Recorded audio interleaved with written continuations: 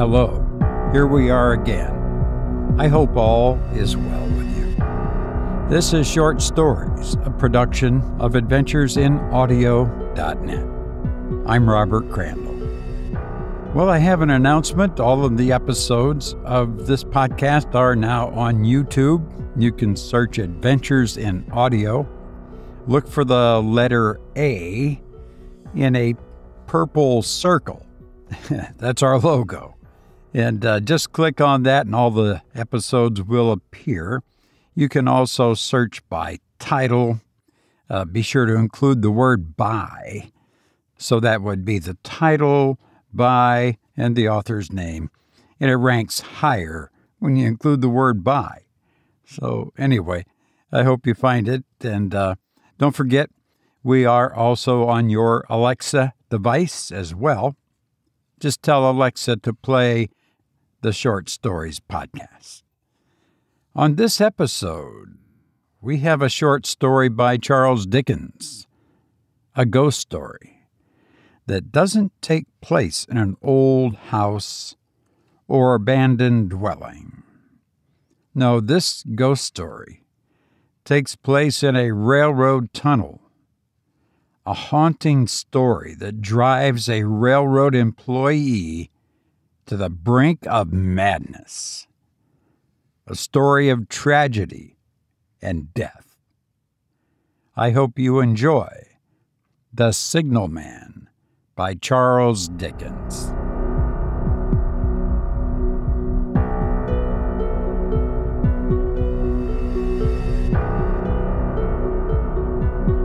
Hello, below there!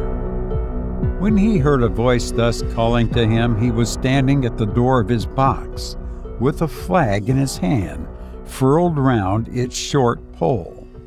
One would have thought, considering the nature of the ground, that he could not have doubted from what quarter the voice came, but instead of looking up to where I stood on the top of the steep cutting nearly over his head, he turned himself about and looked down the line. There was something remarkable in his manner of doing so, though I could not have said for my life what. But I know it was remarkable enough to attract my notice, even though his figure was foreshortened and shadowed down in the deep trench, and mine was high enough above him, so steeped in the glow of an angry sunset, that I had shaded my eyes with my hand before I saw him at all. Hello, below!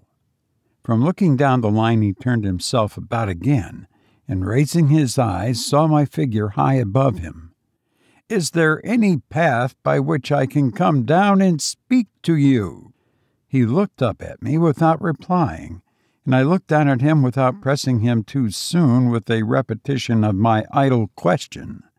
Just then there came a vague vibration in the earth and air, quickly changing into a violent pulsation, and an oncoming rush that caused me to start back, as though it had force to draw me down. When such vapor as rose to my height from this rapid train had passed me, and was skimming away over the landscape, I looked down again and saw him refurling the flag he had shown while the train went by.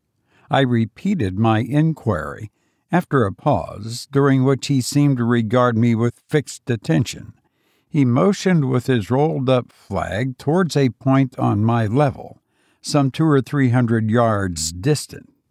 I called down to him, "All right," and made for that point. There, by dint of looking closely about me, I found a rough zigzag descending path notched out, which I followed. The cutting was extremely deep and unusually precipitate. It was made through a clammy stone that became oozier and wetter as I went down. For these reasons, I found the way long enough to give me time to recall a singular air of reluctance or compulsion with which he had pointed out the path. When I came down low enough upon the zigzag descent to see him again, I saw that he was standing between the rails on the way by which the train had lately passed, in an attitude as if he were waiting for me to appear. He had his left hand at his chin, and the left elbow rested on his right hand, crossed over his breast. His attitude was one of such expectation and watchfulness that I stopped a moment, wondering at it. I resumed my downward way, and stepping out upon the level of the railroad and drawing nearer to him, saw that he was a dark, sallow man with a dark beard and rather heavy eyebrows. His post was in as solitary and dismal a place as ever I saw. On either side a dripping wet wall of jagged stone, excluding all view but a strip of sky, the perspective one way only a crooked prolongation of this great dungeon, the shorter perspective in the other direction terminating in a gloomy red light, and the gloomier entrance to a black tunnel, in whose massive architecture there was a barbarous, depressing, and forbidding air. So little sunlight ever found its way to this spot that it had an earthly, deadly smell, and so much cold wind rushed through it that it struck chill to me as if I had left the natural world. Before he stirred, I was near enough to him to have touched him. Not even then, removing his eyes from mine, he stepped back one step and lifted his hand. This was a lonesome post to occupy, I said, and it had riveted my attention when I looked down from up yonder. A visitor was a rarity, I should suppose, not an unwelcome rarity, I hope. In me he merely saw a man who had been shut up within narrow limits all his life, and who, being at last set free, had a newly awakened interest in these great works. To such purpose I spoke to him, but I am far from sure of the terms I used, for, besides that, I'm not happy in opening any conversation.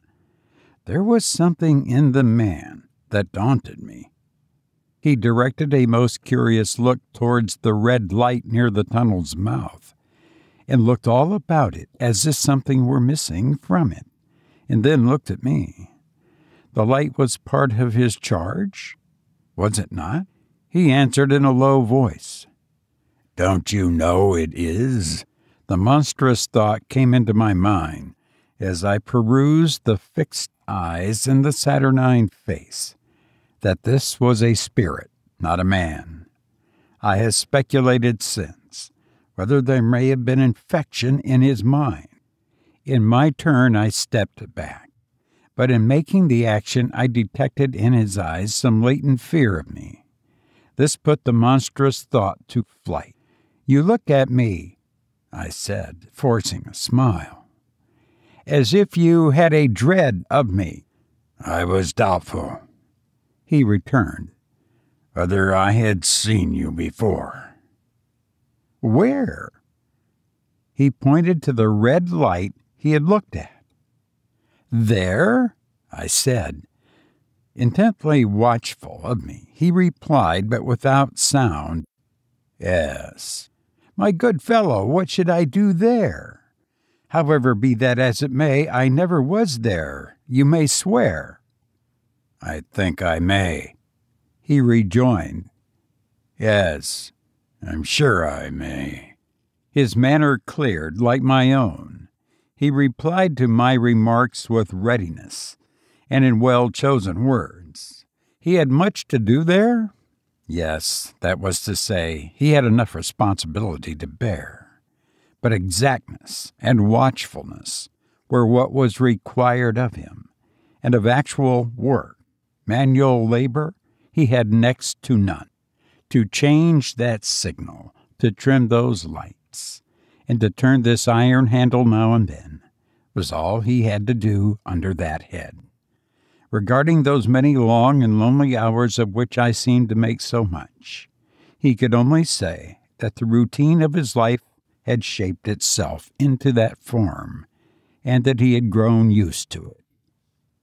He had taught himself a language down here, if only to know it by sight, and to have formed his own crude ideas of its pronunciation could be called learning it.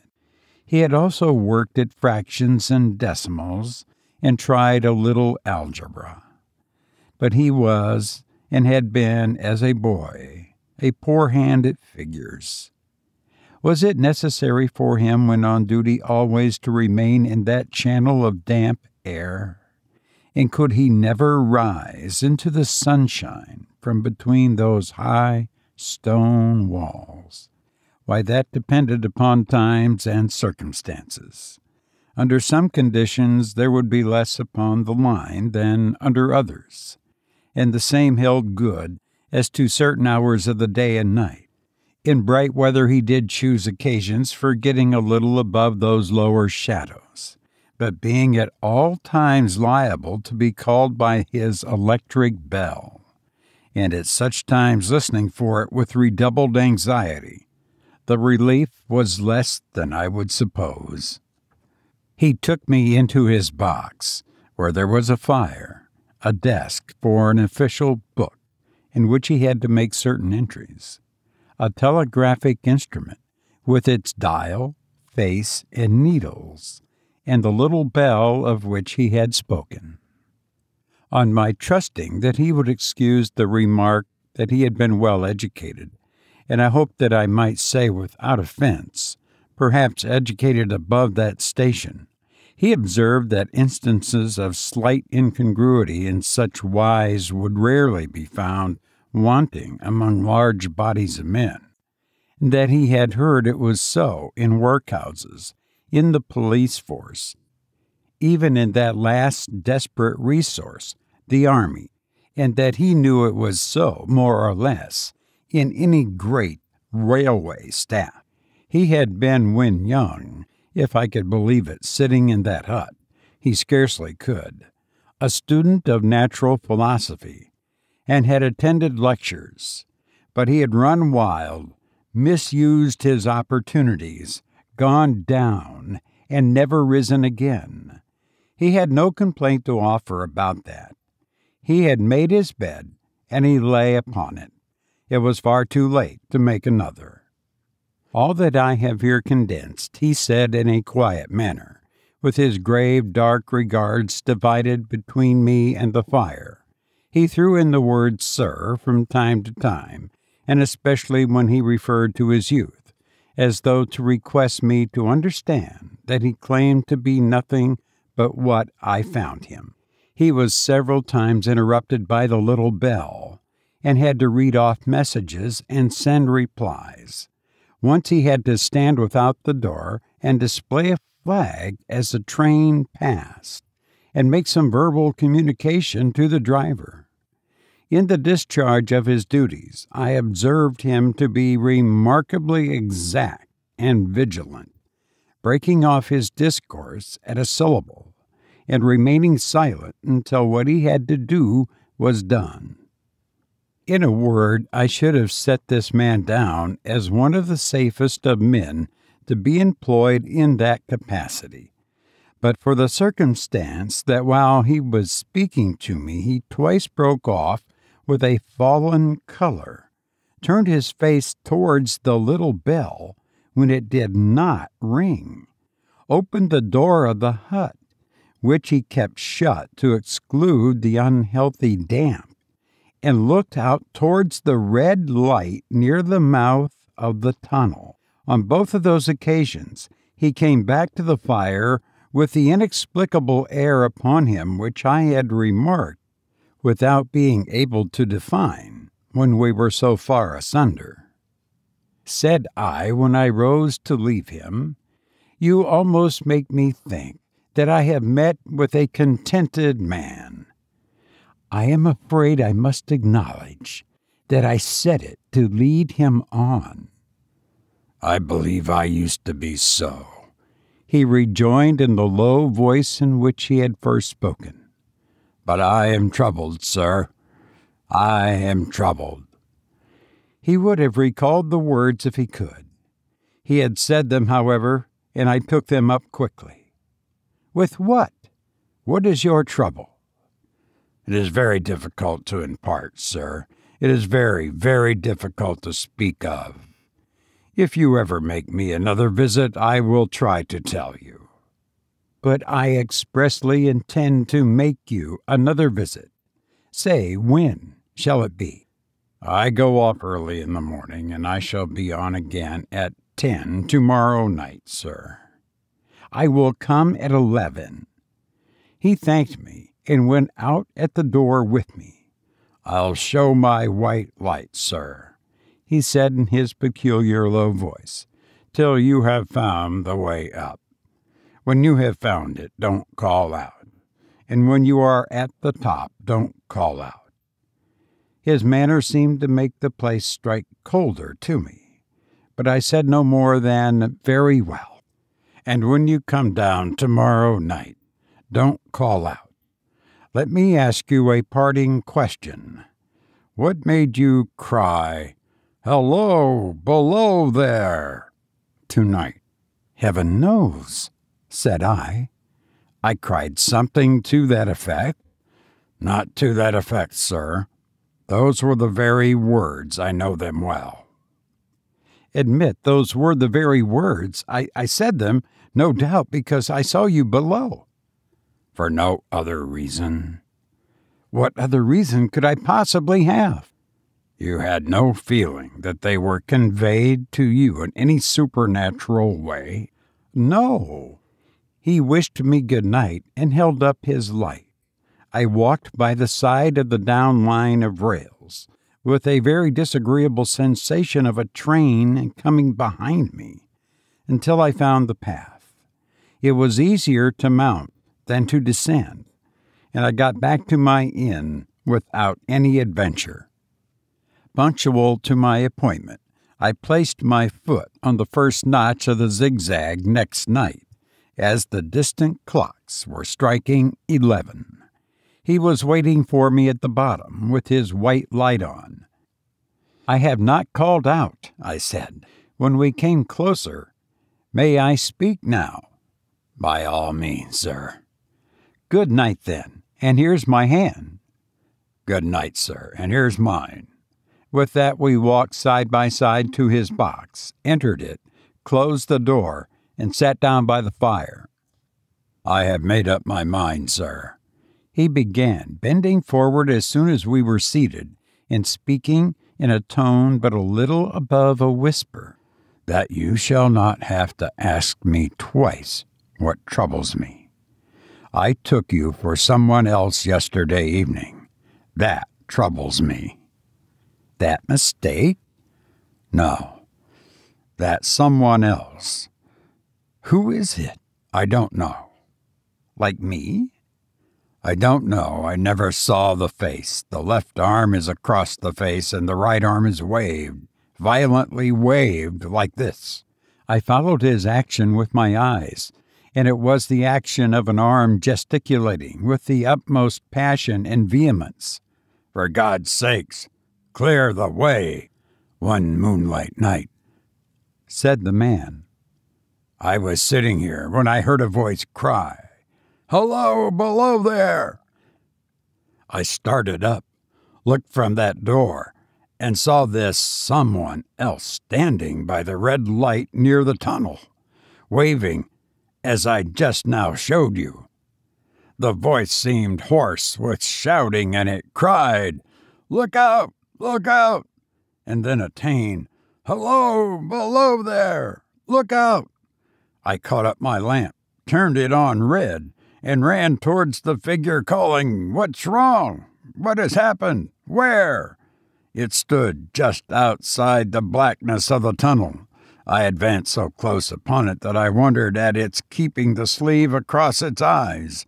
I ran right up at it, and had my hand stretched out to pull the sleeve away, when it was gone. "Into the tunnel?" said I. No. I ran on into the tunnel 500 yards. I stopped and held my lamp above my head and saw the figures of the measured distance, and saw the wet stains stealing down the walls and trickling through the arch. I ran out again faster than I had run in, for I had a mortal abhorrence of the place upon me, and I looked all round the red light with my own red light, and went up the iron ladder to the gallery atop of it, and I came down again and ran back here. I telegraphed both ways. An alarm has been given. Is anything wrong? The answer came back both ways. All well. Resisting the slow touch of a frozen finger tracing out my spine, I showed him how that this figure must be a deception of his senses of sight, and how that figures originating in disease of the delicate nerves that minister to the functions of the eye were known to have often troubled patients, some of whom had become conscious of the nature of their affliction, and had even proved it by experiments upon themselves. As to an imaginary cry, said I, do but listen for a moment to the wind in this unnatural valley while we speak so low, and to the wild harp it makes of the telegraph wires. That was all very well, he returned, after we had sat listening for a while, and he ought to know something of the wind and the wires. He who so often passed long winter nights there, alone and watching. But he would beg to remark that he had not finished. I asked his pardon, and he slowly added these words, touching my arm. Within 6 hours after the appearance, the memorable accident on this line happened, and within 10 hours the dead and wounded were brought along through the tunnel over the spot where the figure had stood. A disagreeable shudder crept over me, but I did my best against it. It was not to be denied, I rejoined, that this was a remarkable coincidence calculated deeply to impress his mind, but it was unquestionable that the remarkable coincidences did continually occur, and they must be taken into account in dealing with such a subject. Though to be sure I must admit, I added, for I thought I saw that he was going to bring the objection to bear upon me. Men of common sense did not allow much for coincidences in making the ordinary calculations of life. He again begged to remark that he had not finished. I again begged his pardon for being betrayed into interruptions. This, he said again, laying his hand upon my arm and glancing over his shoulder with hollow eyes, was just a year ago. 6 or 7 months had passed, and I have recovered from the surprise and shock when one morning, as the day was breaking, I, standing at the door, looked towards the red light and saw the spectre again. He stopped with a fixed look at me. Did it cry out? No, it was silent. Did it wave its arm? No, it leaned against the shaft of the light with both hands before the face, like this. Once more I followed his action with my eyes. It was an action of mourning. I have seen such an attitude in stone figures on tombs. Did you go up to it? I came in and sat down, partly to collect my thoughts, partly because it had turned me faint. When I went to the door again, daylight was above me and the ghost was gone. But nothing followed. Nothing came of this? He touched me on the arm with his forefinger twice or thrice, giving a ghastly nod each time. That very day, as a train came out of the tunnel, I noticed at a carriage window on my side what looked like a confusion of hands and heads, and something waved. I saw it just in time to signal the driver stop. He shut off and put his brake on, but the train drifted past here 150 yards or more. I ran after it, and as I went along I heard terrible screams and cries. A beautiful young lady had died instantaneously in one of the compartments, and was brought in here and laid down on this floor between us. Involuntarily I pushed my chair back as I looked from the boards at which he pointed to himself. True, sir, true, precisely as it happened, so I tell it to you." I could think of nothing to say to any purpose, and my mouth was very dry. The wind and the wires took up the story with a long, lamenting wail. He resumed, "Now, sir, mark this, and judge how my mind is troubled. The spectre came back a week ago. Ever since it has been there now and again, and by fits and starts." "At the light?" "At the danger light." "What does it seem to do?" He repeated, if possible, with increased passion and vehemence, that former gesticulation of, "For God's sakes, clear the way!" Then he went on, "I have no peace or rest for it. It calls to me, for many minutes together, in an agonized manner, 'Below there! Look out! Look out!' It stands waving to me. It rings my little bell." I caught that. "Did it ring your bell yesterday evening when I was here and you went to the door?" "Twice." "Why, see," said I, "how your imagination misleads you. My eyes were on the bell and my ears were open to the bell, and if I am a living man, it did not ring at those times. No, nor at any other time, except when it was rung in the natural course of physical things by the station communicating with you." He shook his head. "I have never made a mistake as to that yet, sir. I have never confused the spectre's ring with the man's. The ghost's ring is a strange vibration in the bell that it derives from nothing else, and I have not asserted that the bell stirs to the eye. I don't wonder that you failed to hear it, but I heard it." "And did the spectre seem to be there when you looked out?" "It was there." "Both times?" He repeated firmly, "Both times." "Will you come to the door with me and look for it now?" He bit his under lip as though he were somewhat unwilling, but arose. I opened the door and stood on the step, while he stood in the doorway. There was the danger light. There was the dismal mouth of the tunnel. There were the high, wet stone walls of the cutting. There were the stars above. "Do you see it?" I asked him, taking particular note of his face. His eyes were prominent and strained, but not very much more so, perhaps, than my own had been when I had directed them earnestly towards the same spot. "No," he answered, "it's not there." "Agreed," said I. We went in again, shut the door, and resumed our seats. I was thinking how best to improve this advantage, if it might be called one, when he took up the conversation in such a matter-of-course way, so assuming that there could be no serious question of fact between us, that I felt myself placed in the weakest of positions. "By this time you will fully understand, sir," he said, "that what troubles me so dreadfully is the question, what does the spectre mean?"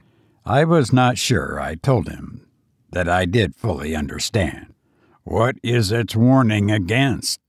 he said, ruminating with his eyes on the fire, and only by times turning them on me. "What is the danger? Where is the danger? There is danger overhanging somewhere on the line.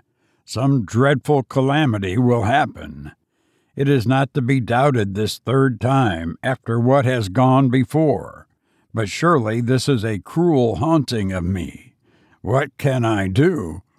He pulled out his handkerchief and wiped the drops from his heated forehead. "If I telegraph danger on either side of me, or on both, I can give no reason for it." He went on, wiping the palms of his hands. "I should get into trouble and do no good. They would think I was mad. This is the way it would work. Message, danger, take care. Answer, what danger, where? Message: don't know, but for God's sakes, take care. They would displace me. What else could they do? His pain of mind was most pitiable to see. It was the mental torture of a conscientious man, oppressed beyond endurance by an unintelligible responsibility involving life.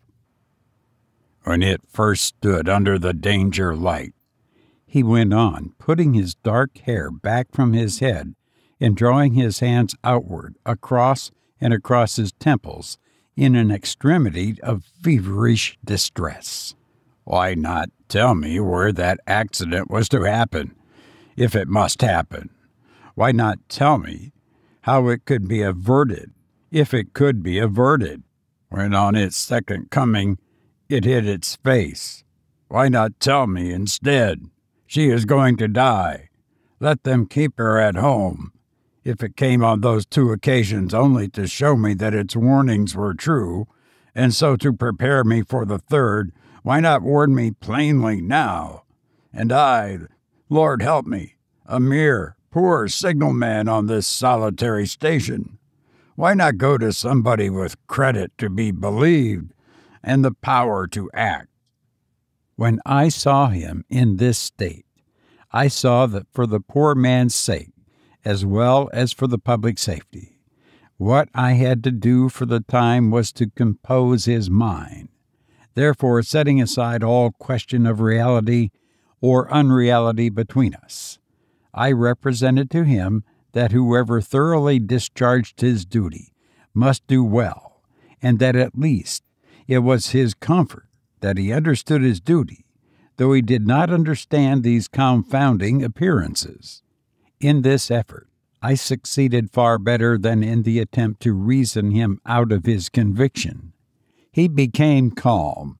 The occupations incidental to his post as the night advanced began to make larger demands on his attention, and I left him at 2 a.m. I had offered to stay through the night, but he would not hear of it. That I more than once looked back at the red light as I ascended the pathway. I did not like the red light, and that I should have slept but poorly if my bed had been under it, I see no reason to conceal. Nor did I like the 2 sequences of the accident and the dead girl. I see no reason to conceal that either. But what ran most in my thoughts was the consideration how ought I to act, having become the recipient of this disclosure. I had proved the man to be intelligent, vigilant, painstaking, and exact. But how long might he remain so in his state of mind? Though in a subordinate position, still he held a most important trust. And would I, for instance, like to stake my own life on the chances of his continuing to execute it with precision? Unable to overcome a feeling that there would be something treacherous in my communicating what he had told me to his superiors in the company, without first being plain with himself and proposing a middle course to him, I ultimately resolved to offer to accompany him, otherwise keeping his secret for the present, to the wisest medical practitioner we could hear of in those parts, and to take his opinion. A change in his time of duty would come round next night. He had apprised me he would be off an hour or 2 after sunrise, and on again soon after sunset. I had appointed to return accordingly. Next evening was a lovely evening, and I walked out early to enjoy it. The sun was not yet quite down when I traversed the field path near the top of the deep cutting. I would extend my walk for an hour. I said to myself, half an hour on and half an hour back, and it would then be time to go to my signalman's box. Before pursuing my stroll, I stepped to the brink and mechanically looked down from the point which I had first seen him. I cannot describe the thrill that seized upon me when, close at the mouth of the tunnel, I saw the appearance of a man with his left sleeve across his eyes, passionately waving his right arm.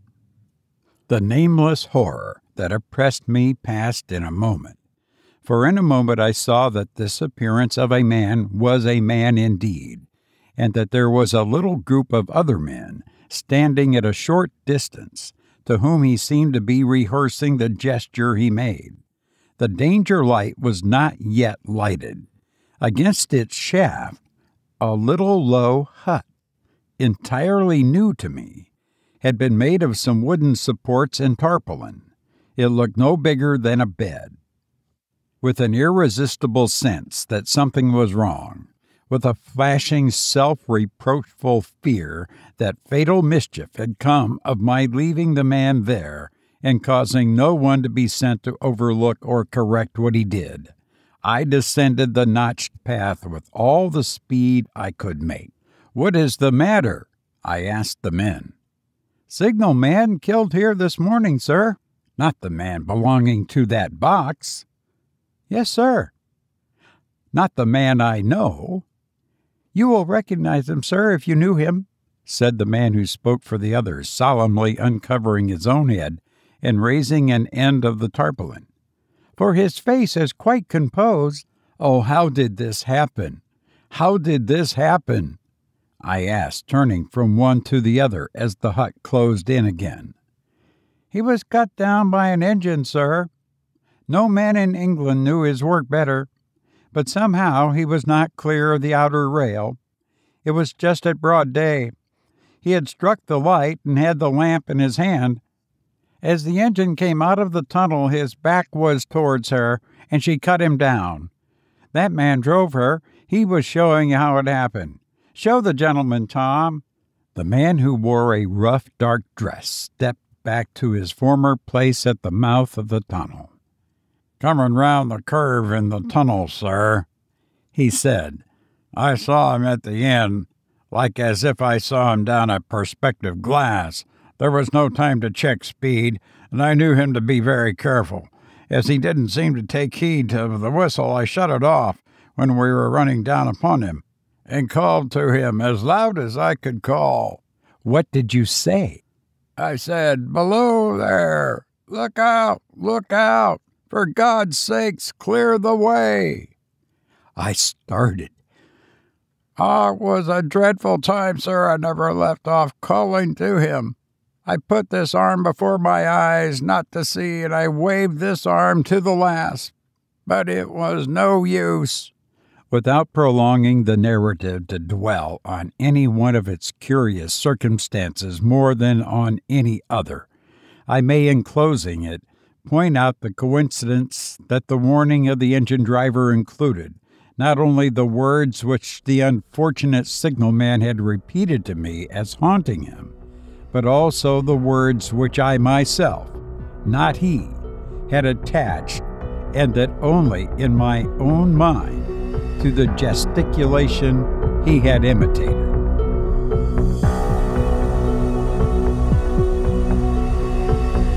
You've been listening to The Signalman by Charles Dickens. If you've enjoyed this podcast, please share it with someone.